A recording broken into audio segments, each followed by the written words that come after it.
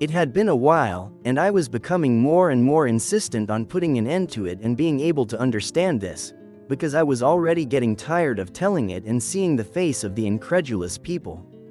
They even thought I was drunk or that I was drunk.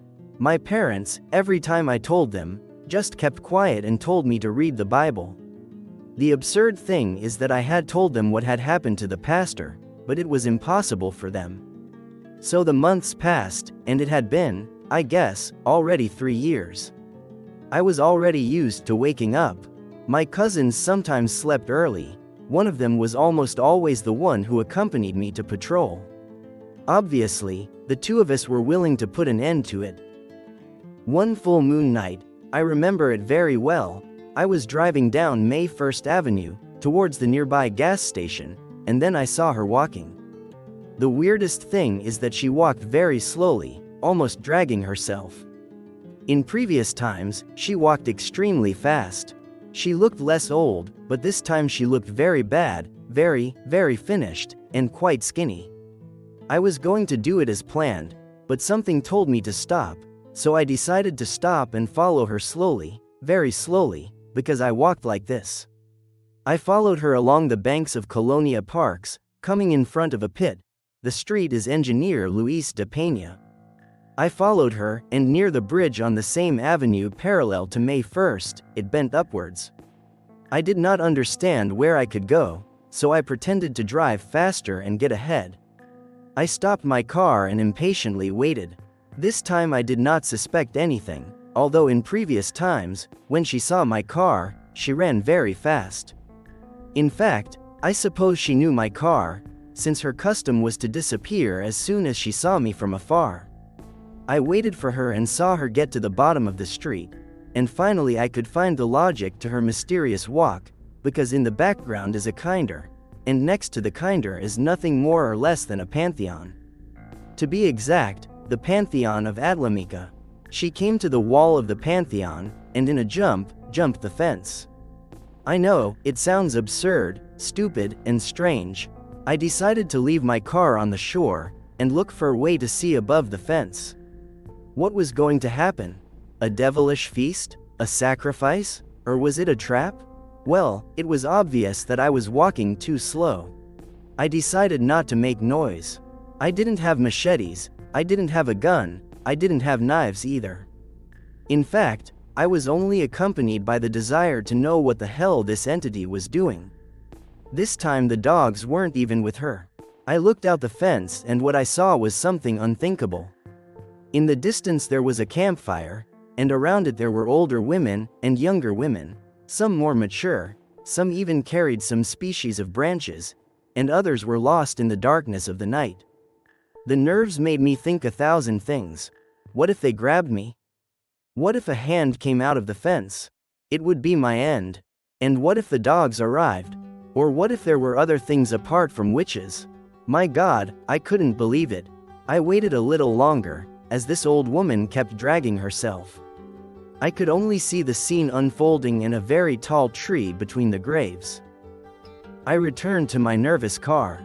I was about to start and go home, it was too much for me. But no, I always get to the bottom of the matter. I always investigate and I don't leave loose ends. It's always better to know the truth, because the truth is light and you shouldn't live deceived. I looked very well and there was nothing around me. Then I saw it. Some of them entered the campfire. They danced inside the fire. My God, what is this? What is this for God's sake? I said to myself. Then in the middle of them, in the center, a figure of a being of ashes was drawn, or at least that's how it seemed. It was a thin entity, quite tall, as if it were made of pure coal. It had a kind of huge horns and red eyes like lit coals. I don't know if they knew I was there. I lost the notion of time, I lost my senses. I only remember running out of that place. I remember seeing myself in the car driving, getting home, and going to the bathroom. If I'm honest, I cried. Why? Because I didn't understand what was happening. I knew it was me, watching that scene. I knew I couldn't tell anyone, not my cousins, and nobody. What if I had taken out my bow? What if I had taken a machete and jumped the fence? What if I had done some stupid thing in a crazy start? I decided to calm down. I bathed myself with cold water and said to myself, "You are here and for something you had to see it. You already have to tell, and I have a lot to tell. And this is one of the strongest." I dressed up again and remembered that in my nerves, in my disconnection, the cry of a baby or several of them remained engraved on my head. I don't know, remembering this makes me really tense. I feel like screaming. Then I said that it is not fair, that I must see the truth, so I went out. I took my machete, my pen, and my prayer. Rather, I already memorized the prayer and decided to go out to look for it again. Maybe now I could put an end to this. I went out and came back. I looked at the fence and there was nothing. They had finished, so she was back on the street. It was curious because I felt like someone had climbed with me into the car. I kept driving and my impression was that someone was smoking in the back seat, who was looking at me very fixedly, but I didn't listen. Suddenly, on Santa Rosa Avenue, I saw her, rejuvenated, old but somehow younger. She ran with everything and got lost in the field in front of the UCI or the University of Cotitlan Iscali. God, this old woman is determined to disappear. I turned around and did not find her. Then I saw her enter along the lilies and decided to go down. This time I was determined. I walked down a corridor where a statue of the Pope is. She was in front of me. And I was following her through the bushes. She walked through a kiosk and I decided to be stealthy. If I was going, this would end there. I was praying the 12 truths when I lost her on the track.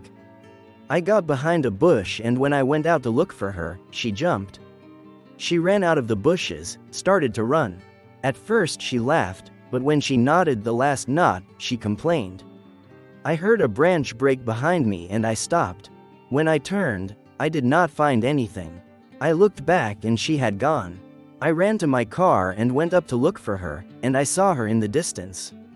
I forgot how fast they are, so I saw her get into the Pearl, a nearby colony. I went in with my car ignoring the fame that this colony has, and I saw her looking at me in an alley. Again she had escaped me.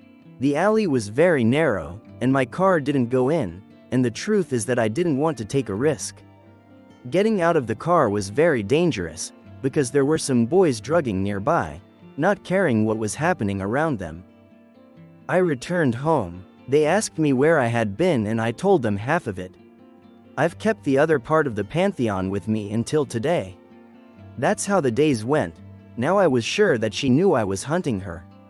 I was increasingly determined. For those who don't know me, I don't rest until things calm down, or until everything ends as it should end.